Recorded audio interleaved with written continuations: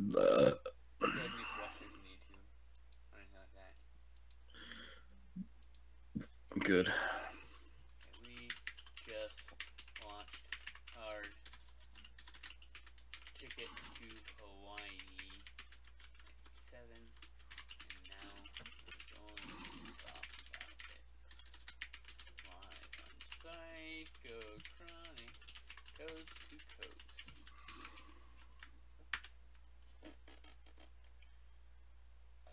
And it's 2 characters too long. Okay.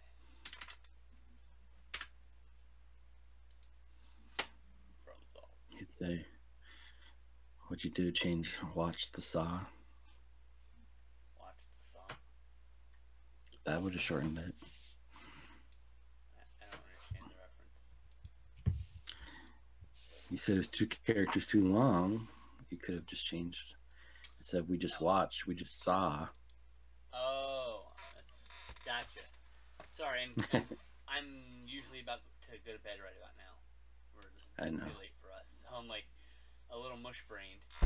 See, I almost forgot to put the mic in front of my mouth. That would have been bad. I'm sure people in this audience are like, what the fuck is this that fuck saying? Jesus.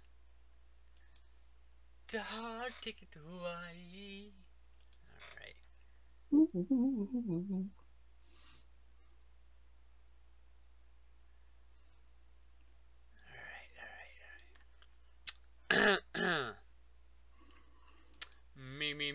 Me.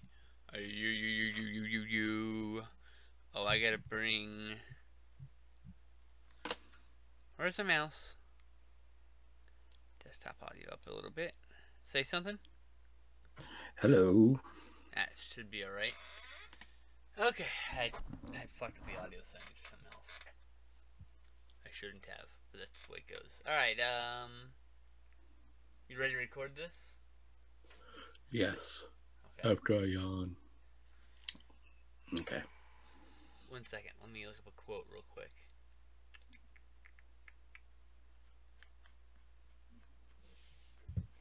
Hey, why don't you shut up back there? Fucking snoring.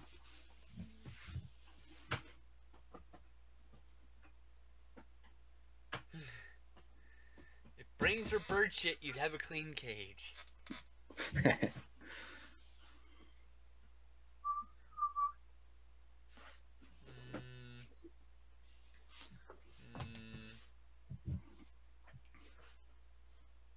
Man, they didn't quote it. What the? I said something. This is Psychotronic Coast to Coast or whatever. Well, we were watching it and I forgot already. Oh well. Oh, What? that cat. By the way, that cat at the end that was looking old and ratty. That was Arlene Sedaris' cat, Yukon King.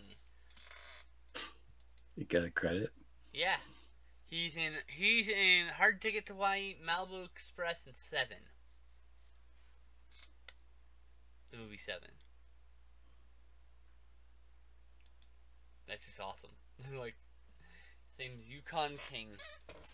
What a cat name. What a cat name, eh?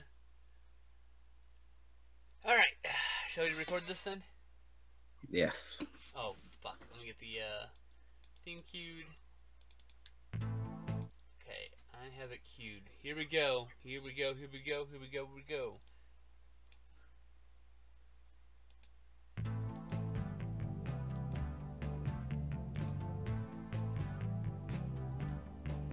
All the cinephiles, freaks, and weirdos, tape heads, ghouls, and ghosts, love to tune in and listen to Psychotronic Coast to Coast. Skin Slip and Owen Neal are ghosts.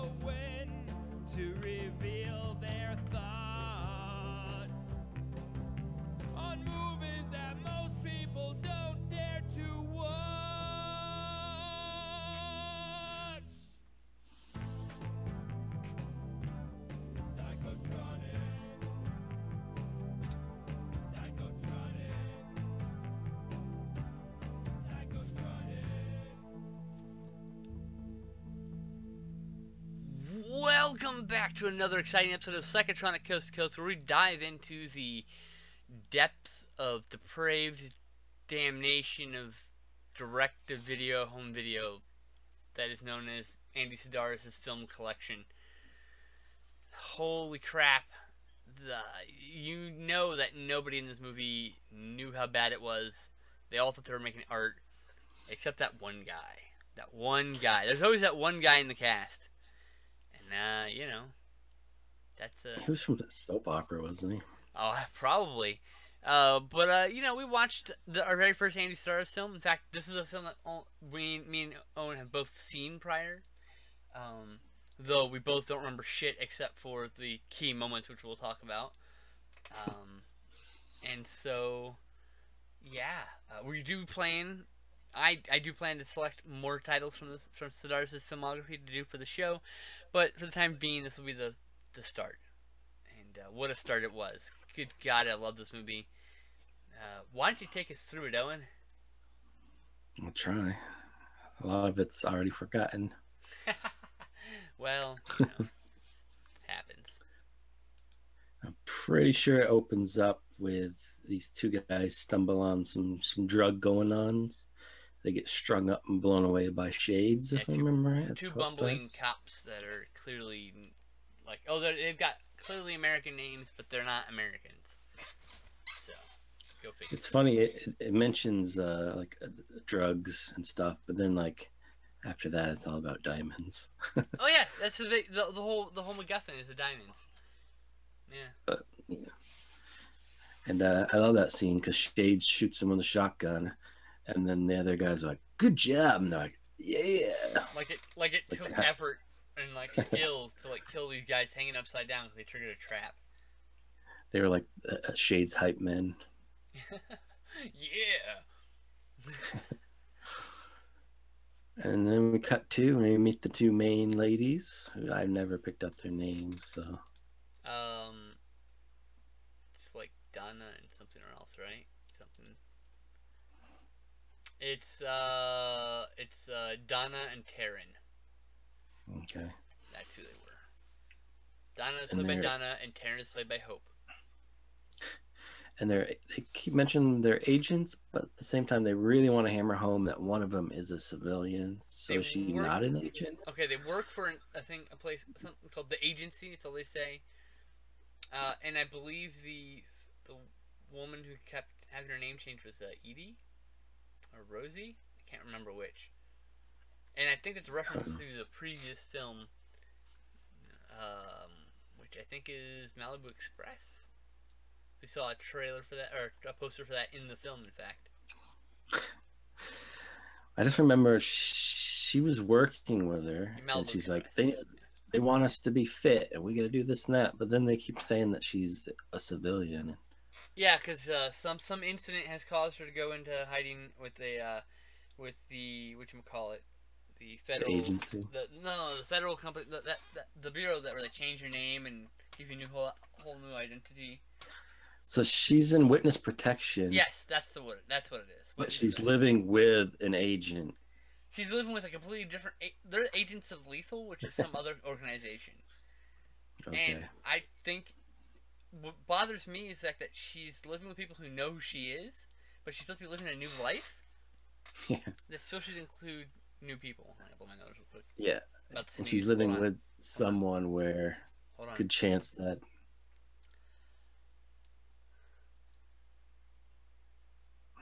About to sneeze. Fuck. I was about to sneeze. And I knew I was going to fucking sneeze right over something important. That's why the podcast, we get to edit these things. Anyways, we don't have multi-track. Alright. As you were saying. Well, I was just pointing out the fact that if you're in witness protection, you probably don't want to live with someone who's an agent. Well, most likely danger is going to come to the house at some point. Yeah, especially one that you've known from your previous life. I think you're supposed to have a whole new life.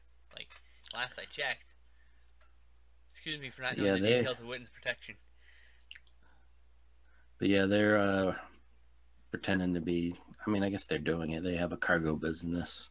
With the worst cargo plane ever. Can hold small boxes and 2 people. Yeah. And yeah, they get a snake loaded on there. The very poisonous. I forget the exact wording. It was. It was infected, irritated, infected irradiated. by. It's an irradiated snake infected by Cancer-ridden rats. What? And like one bite is instant death. Apparently, and also apparently makes you melt. But they weren't supposed to have that on their plane. The forklift driver, like there was for some reason 2 snakes came in at the same time, same crate, same writing. The only difference was there was tags that said, you know, poisonous and deadly on one that were broken off. So when they were supposed to by terrible forklift driving, by the way. And the box within the other normal boa or whatever it was covered with a blanket. So when they had a little snake, they're like, oh, here it is, because it didn't have those tags on it. So they put that in the plane, and then 2 people got in. And they dropped them off on the beach where they were going to sleep under a tarp. I don't know. They're doing a photo shoot. And they were camping I think over they were Native married. River. I thought it was like a honeymoon or something. Yeah, but like they were doing a photo shoot later on. Like, he was taking photos of her. I think he was just a perverted boyfriend. Well, I mean, you know, who could blame him? I mean, you know. I mean, he didn't have. That's nice why you have equipment. a girlfriend. You can do perverted things with them, right? Isn't that the point? Yeah, but I'm just saying he had a Polaroid. He wasn't a professional photographer. Hey, there are professional photographers that use Polaroids. It's just a medium. Yeah, hipsters.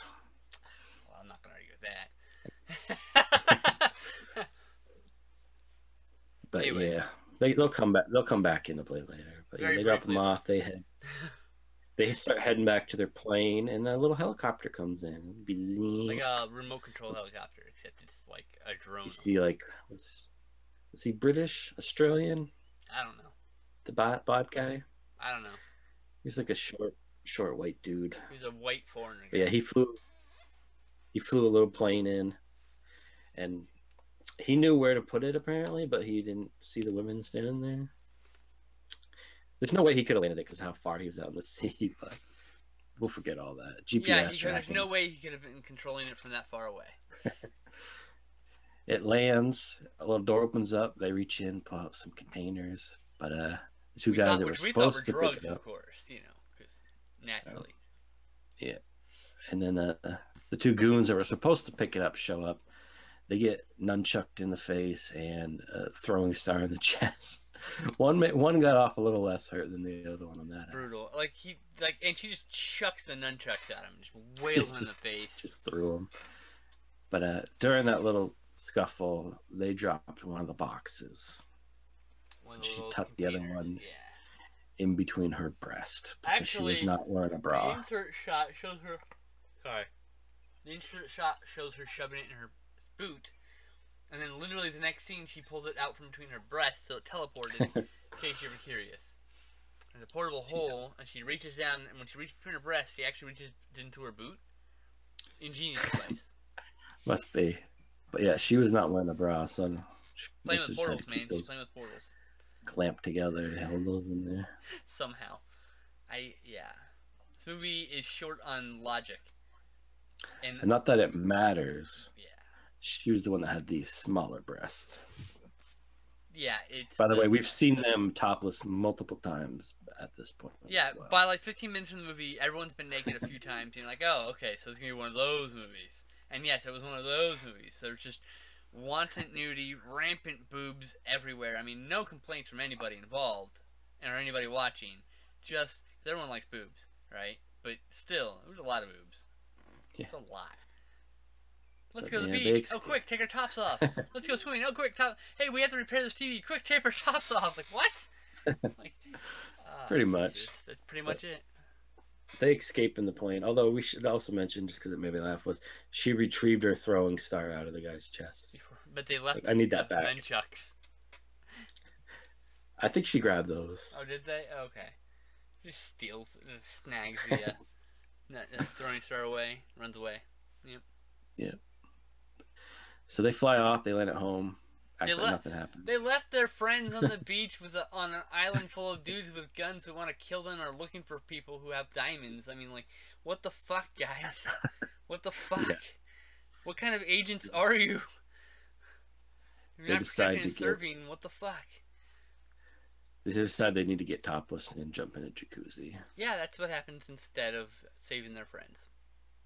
And they crack the box open, and ooh, it's diamonds. Yep. And then we're introduced to the other bad guy. He's at a restaurant, and he sees his goons coming up. He's like, "What are you guys doing here?"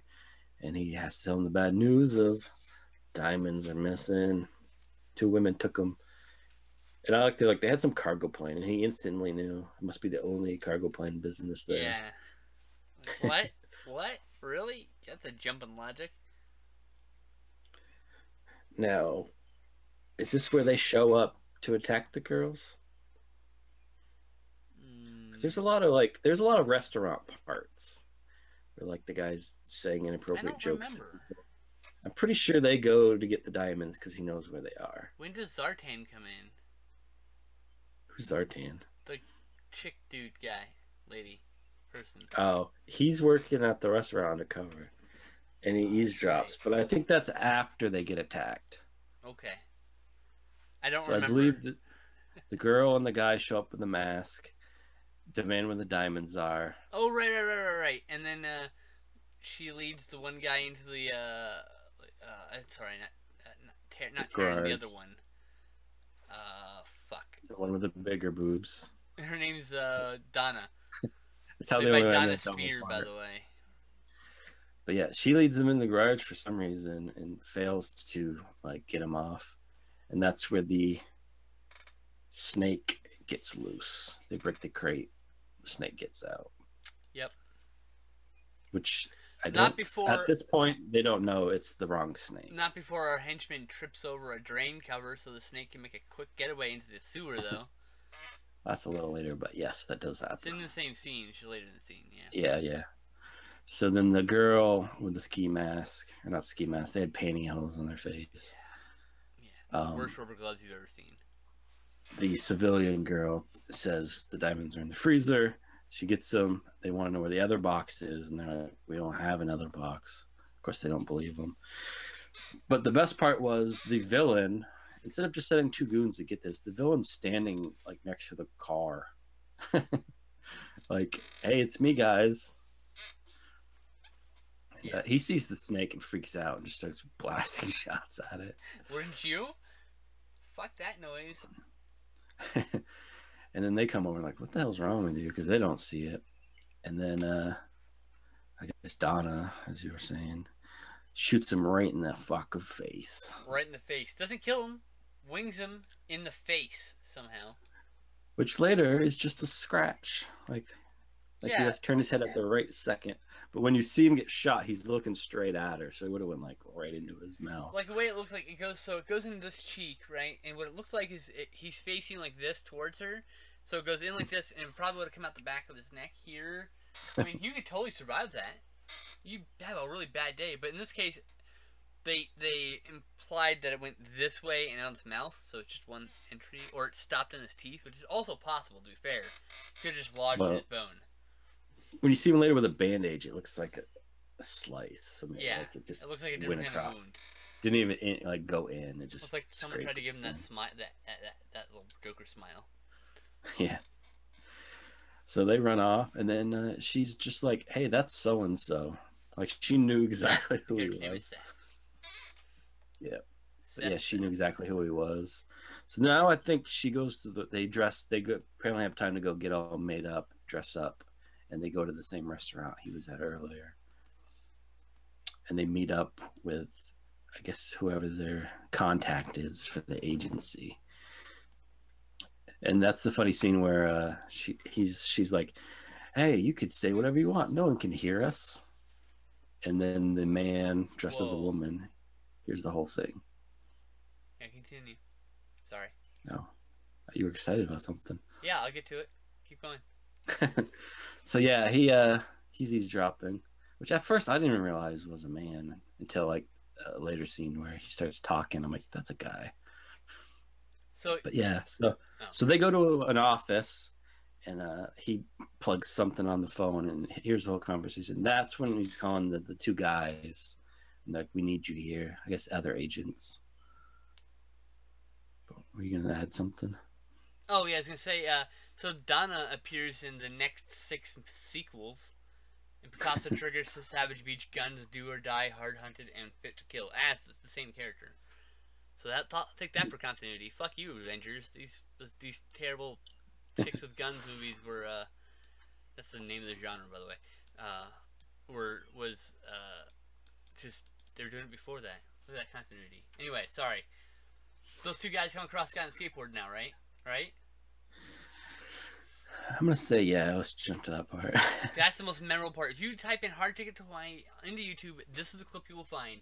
Two gentlemen in a Jeep driving down the street. A gentleman on a skateboard wielding a machine gun and a blow-up doll. Was it a machine gun or a shotgun? Maybe in shotgun. A gun. Riding down the road with the blow-up doll to conceal his gun, and they cross paths. And the guy turns to shoot, hits the guy. I believe wounds him, but doesn't kill him. And then and then Rowdy Abilene, played by Ron Moss, I think he's in a couple of these too, grabs a fucking rocket launcher from from the back of the Jeep, fires it the first time, shoots the guy up into the air. He then No. What? They hit him with the Jeep. That throws him in the air. Oh, they hit him with the Jeep, right. They hit him with the Jeep. He goes in the air. He takes a rocket launcher and shoots him. And then his blow-up doll's flying through there, so he shoots the blow-up doll, too. Yes. What the fucking batshit insanity? And then the guy says, "Where's the skateboard?" And he's like, "I think he got away." I think he got away. He's like, do you have to use a rocket launcher? It's the only gun I can hit with. That's the famous line there, too. So what I'm trying to remember, I believe the guy that's dressed as a girl calls and says these people are coming. That's why they go. And first, the part you missed, which you probably remember anyways, he's doing a handstand and goes by him. Yes. And then meets up with the other guy. He's like, "Yep, that's them." Yeah, he confirms the location by scouting it. Yeah.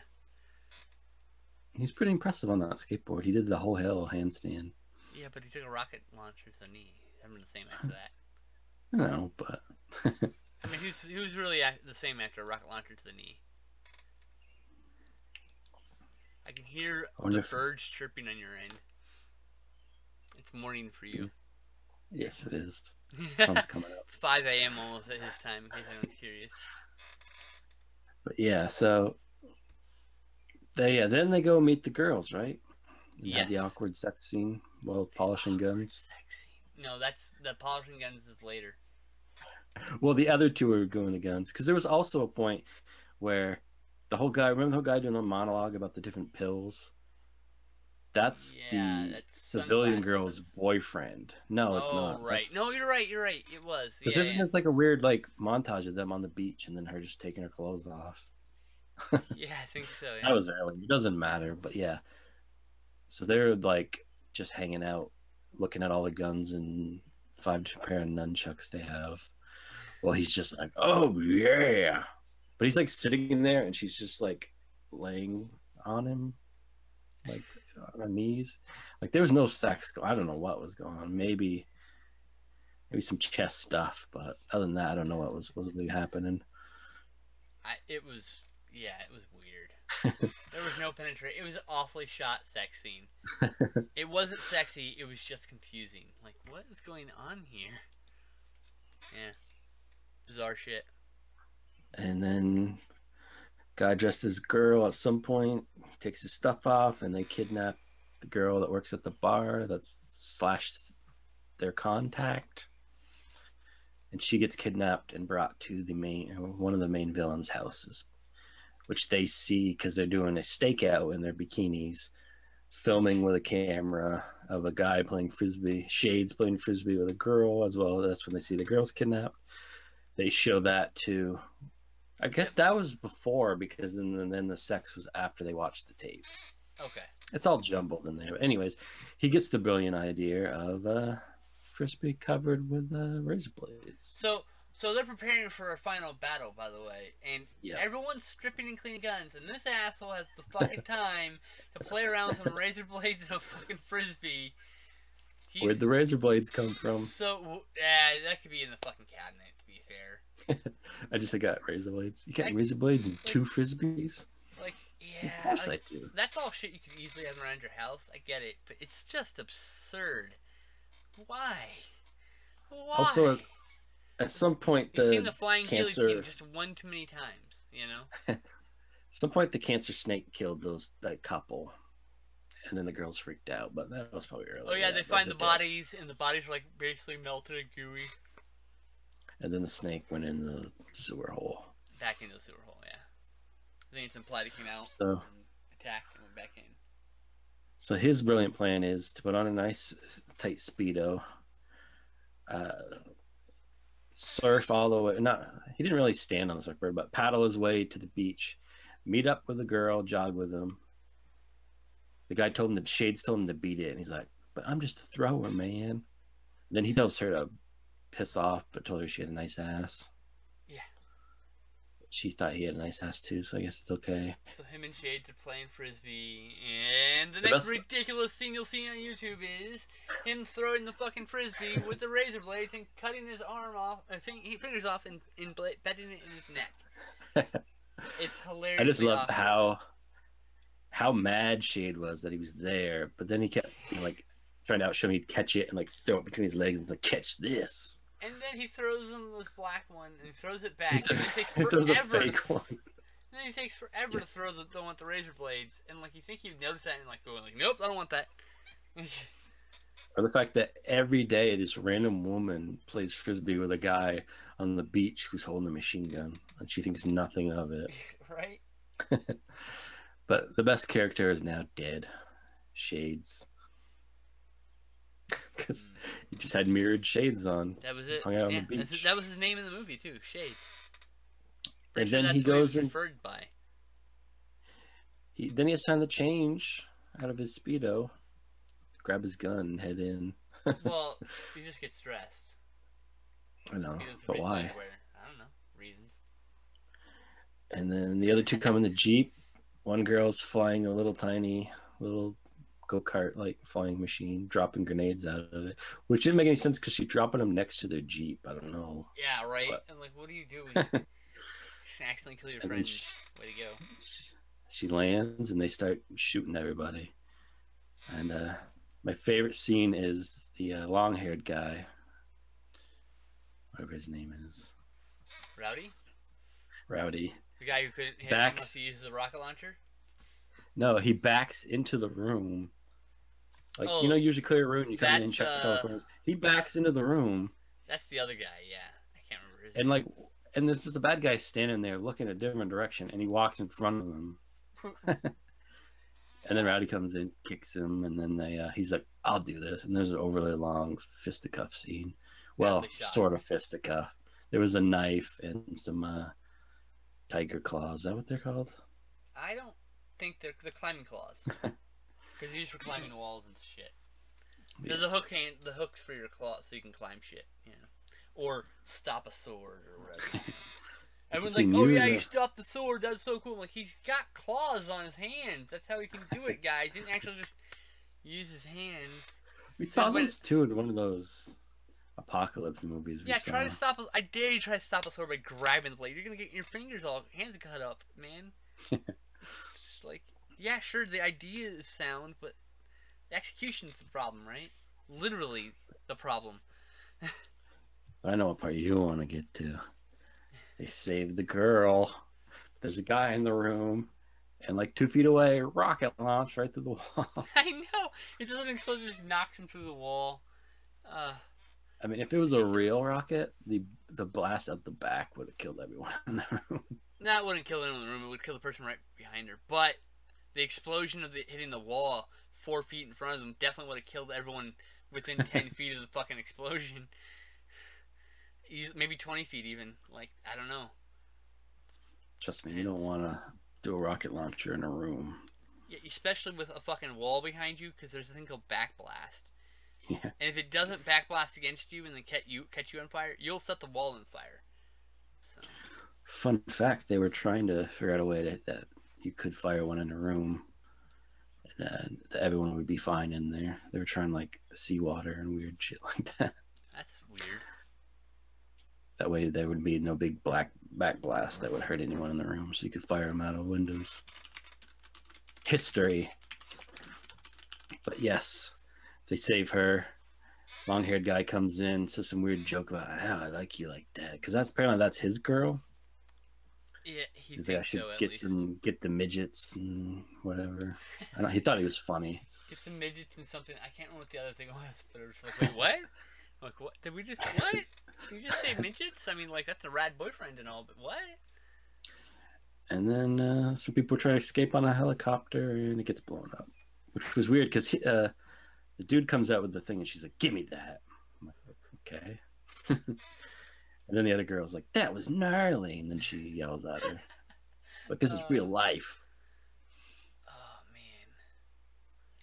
So then I was a little confused. I meant to mention when you mentioned that he did like a monologue about his pills. Like he literally does like a 5-minute conversation about this pill's for this reason and this pill's for this reason. The whole thing, and I'm just like, that is equally like the raddest fucking like monologue ever, and also the most poorly executed monologue ever.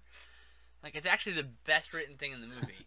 It's also the worst. And we don't even acted see him part. again till the end. He doesn't show up again till the end. Oh yeah, he doesn't, does he? Like he's not God. part of any of the action. Oh, unless was he the guy doing the interview? The black dude was yelling the N-word. Was that him or is that somebody else? Oh, you know what? That was him. That was him. I was gonna say That it'd be a line was weird great, cut. by the way. I if that can't wasn't repeat him. it, but that line made me laugh. It's like, He asked him about a play to Blue Shoes, and he basically said, "I told the N-words to do this and the white guys to do this." N-words And go they're like, long, "Oh my go God, deep, and my the career is white over." guys to keep them at bay as long as possible, or whatever. Yeah. And they were all like, "Oh God, my career's over because you said the N-word on TV," which, to be fair, that's probably what would happen. But yeah. So then it seems like, oh, we've won, and they're all happy, and she goes back to her house, and I'm just like, there's 2 bad guys still out there, because we didn't see the guy shot in the face killed, and we didn't see the main whatever he is, Australian. Foreign guy. Yeah, foreign guy with an accent that could be 3 different places. I have no idea. I wasn't paying that much attention to his voice. I just know it wasn't American. So one of them's just home alone, and Scarface comes in. Guess you could call him that. He had an accent like that. You're talking about the leader? The guy who got shot in the face? Yes. That's Seth. His name is Seth. Scarface. Yeah, his name is Seth. He shows up to kill her.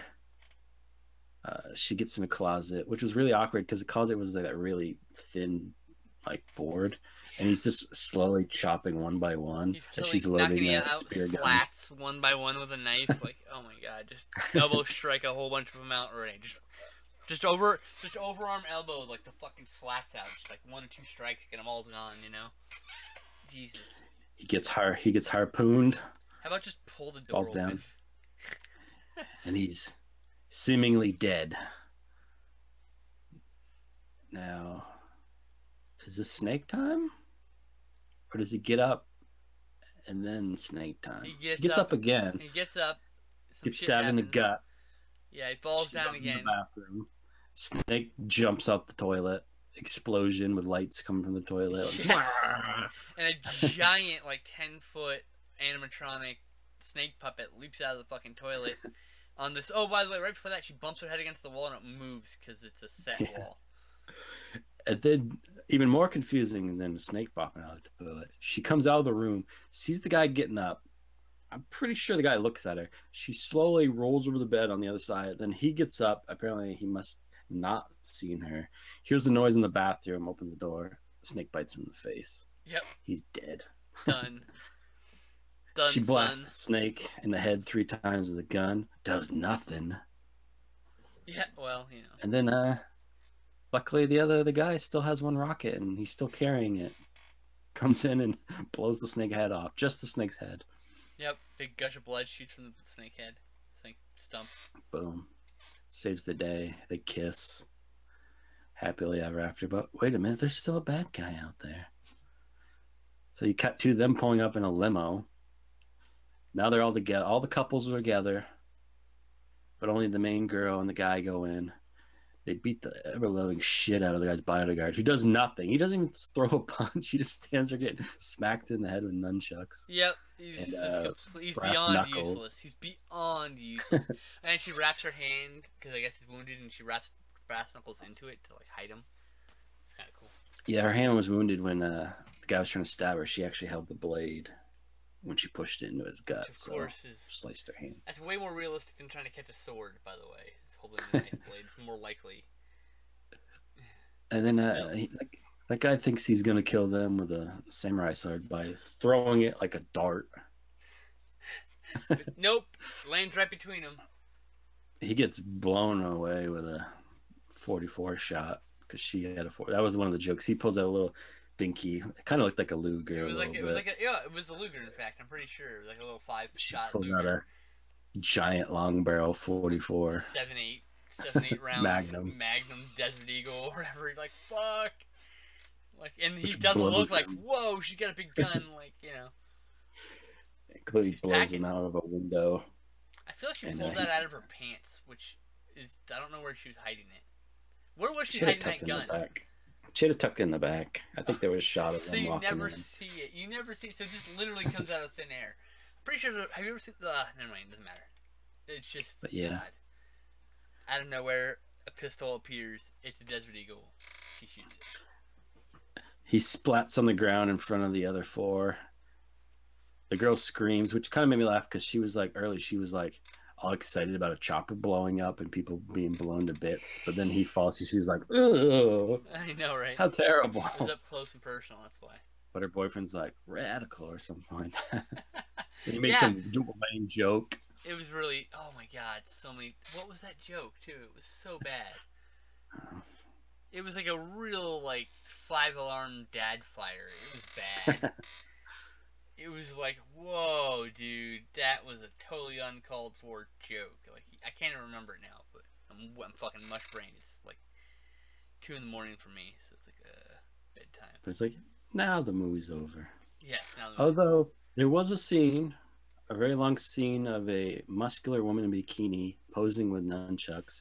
She goes in that she's supposed to make the girl talk. You see her hit her once, and then I don't think we ever saw her again. Yeah, unless at some point she was shot in that gunfight, and I just wasn't paying attention. I don't think she was ever seen again. Also, there's a scene in which, when the N-word gets uttered, Andy Starrs plays the TV director, berating them for effing up. It's pretty awesome. Great little cameo. It's like, they lost the news feed. Our jobs are saved. Waka waka. Yeah, no one saw you say the N-word. Yay. Was he the one earlier too in the restaurant where he's like, that one girl's like, you practically raped me last night. He's like, that was last night. Today's a different day. I love you. And the way she comes over, it's just awkward. Staring at boobs. Super awkward, bro. It was super awkward. It's like, that was last night. Like, yeah, and that's never happening again. Get to walking. You know? And there was lots of boobies. It was an obscene amount of boobies. I mean, the movie is populated by Penthouse Playmates, so. And a snake full of poisonous cancer. Yes, and a rocket launcher shooting a blow-up doll. I mean, what more do you want in this movie, really? I know you didn't agree with me, but I kind of wanted more of the warehouse guys that wore flip-flops moving heavy boxes. Yeah, what the fuck was that all about? They had flip-flops on. They're moving these giant heavy crates that require forklifts and 2 people to carry and shit. I wanted them to be almost Stooged-like.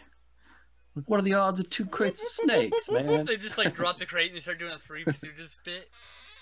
Pokes the eyes. I mean, what are the odds? 2 snakes are coming in the same type of crate. I know, right? Yeah, I don't even. They're like, they just brought it to their house. And someone's gonna come pick this crate up. So yeah, this is available in this Girls, Guns, and G-String set. And there's another set. I put a link to the other set. It's called Bombshells and something. Is it the same movies or Same set, same discs, just in a new packaging, new cover art. I've had this for a while. I collect these. I collect this line of Mill Creek stuff. So I've got most of the 12, 16, and 20 film sets. Anyway, my friend bought this, and he's like, "We're gonna watch all these." We watched Hard Ticket to Hawaii, and then he just left the set and said, "I don't want this." What? Well, Hard Ticket to Hawaii is like worth buying the set by itself. It's $5. All right, for $5 you can watch Hard Ticket to Hawaii, which is worth the price of admission to the set. And then there's 11 more ridiculously bad action films on it that are probably equally as awful and hilarious. But we're gonna find out in the coming months. It's not my next pick, but it will be coming up with amazing bonuses of trailers of the movie. Yeah, you know. Bonus. Also, apparently, there's introduction by Andy Stars, right? There's a commentary. It's really a shame we never got any commentaries. He died, unfortunately. In I want to say boobies. Well, these are all reprints of BCI Eclipse release sets, released in 4 different volumes. I feel like those had commentaries. And because I think he died in the early 2000s, if I remember correctly. No, Creek's not known for doing jack other than slapping something on the disc. They're starting to do stuff. Like Shakespeare Clown has a brand new commentary created just for the Blu-ray that they're releasing. So nice. I mean, like, they are doing it. It's taken them a while to get here. At least they released in a nice, affordable package, and they're pretty good quality considering these are probably the best we're gonna get. Though I would love to see Vinegar Syndrome release Blu-rays of all these. I'd probably buy them all. Definitely buy Hard Ticket to Hawaii. That shit's gonna get bought so fast. So yeah, do you have any last words about or any thoughts about last words about the movie? Do you recommend it? What's your rating? I mean, if you've never seen it, obviously go watch it. It's fun. It's fun, stupid garbage. It's skin slip approved. I think it's required viewing along with Samurai Cop and Miami Connection for like bad, great, awesome, Troll 2, another one, awesome movies, you know, that are just bad but like enjoyable on some awesome level. Like, and they're always really, really funny with these. But yeah, I give it 4 stars. 4 stars, man, out of 5. I'd give 5 out of 5. Damn, this might be one of the highest rated movies on Psychotronic Coast to Coast. Maybe. I'm pretty sure I gave Night of the Demon 5 out of 5. Oh, you know what? I probably gave that 5 out of 5 too, because, you know, Dick Rippin, dude. Dick Rippin. This needs more Dick Rippin. That's what Hard Ticket to Hawaii is missing. I mean, a dude gets stabbed in the dick. He got knifed in the dick. Oh, that was the gut. Fuck it, it was the dick. He was holding his unless crotch. Unless he had it flipped up, tucked in his underwear band. It was bad. It was really bad. Yeah, okay, so what are we watching next week for the show? Or next episode, is it maybe? I'm going back to some summer comedy. Oh shit, what are we watching? Canadian Balls movie. Oh, does that mean it's Canadian films with the word balls in the title? Yes. Oh, nice. Oddballs. Oddballs. All right, we're watching that next week. It's about a summer camp. Yeah. Any last words, Owen? Not really. Well, that was an experience, and I will never be the same after watching it. And yeah, that's it. We'll see you guys next week for Oddballs, and yeah, we still haven't gotten an outro yet. Someone suggest an outro in the comments. Peace out, guys. Thanks, Wolfden808 for watching and hanging out, and thanks to the other 2 viewers that were here for the whole show. Really appreciate it, guys, and we will see you next week. Upcoming, in case you want to get like a kind of heads up on what's coming up, Murder Lust will be my next pick, And also Death Escort Service is coming up. And at some point we have to do this Gary Oldman midget film called Tiptoes. And then we also have the Violent Shit Collection. 5 films there that we gotta watch. And I believe we watched one of these films, from the Women in Prison film. Maybe we watched Chained Heat or Red Heat. I don't remember watching any Women in Prison movies. Oh, did we watch one of these then? Deadly Embrace, Murder Weapon, and Nightmare Sisters? Nope. Oh, I'm sorry. I'm looking at the wrong camera.